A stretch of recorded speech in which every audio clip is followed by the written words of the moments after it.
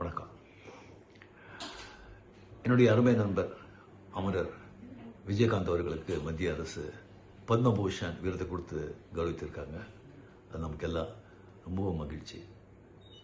அது மட்டும் இல்லாமல் இந்திய நாட்டின் பத்மா அவார்ட்ஸ் 24 புத்தகத்தில் அவருடைய வரலாற்றை பதிவிட்டிருக்காங்க. அது அவருடைய பேருக்கு இன்னும் பெருமை சேர்க்கிறது. விஜயகாந்த் அவர் நம்ம கூட இல்லை அப்படிங்கிறது இன்னும் என்னால் ஏற்றுக்கவே முடியல. ஒரு டக்குன்னு தோன்றி பல சாதனைகளை செஞ்சு அப்படியே மறைஞ்சிட்டாங்க. இனிமேல் விஜயகாந்த் மாதிரி ஒருத்தரை பார்க்கவே முடியாது. அவங்கள நான் ரொம்ப மிஸ் பண்ணுறேன்.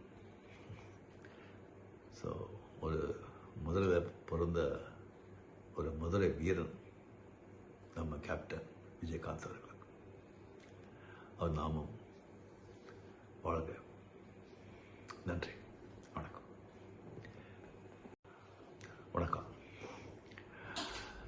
என்னுடைய அருமை நண்பர் அமரர் விஜயகாந்த் அவர்களுக்கு மத்திய அரசு பத்மபூஷன் விருது கொடுத்து கௌரவித்திருக்காங்க. அது நமக்கெல்லாம் ரொம்பவும் மகிழ்ச்சி. அது மட்டும் இல்லாமல் இந்திய நாட்டின் பத்மா அவார்ட்ஸ் 24 புத்தகத்தில் அவருடைய வரலாற்றை பதிவிட்டிருக்காங்க. அது அவருடைய பேருக்கு இன்னும் பெருமை சேர்க்கிறது. விஜயகாந்த் அவர் நம்ம கூட இல்லை அப்படிங்கிறது இன்னும் என்னால் ஏற்றுக்கவே முடியல. ஒரு டக்குன்னு தோன்றி பல சாதனைகளை செஞ்சு அப்படியே மறைஞ்சிட்டாங்க. இனிமேல் விஜயகாந்த் மாதிரி ஒருத்தரை பார்க்கவே முடியாது. அவங்கள நான் ரொம்ப மிஸ் பண்ணுறேன்.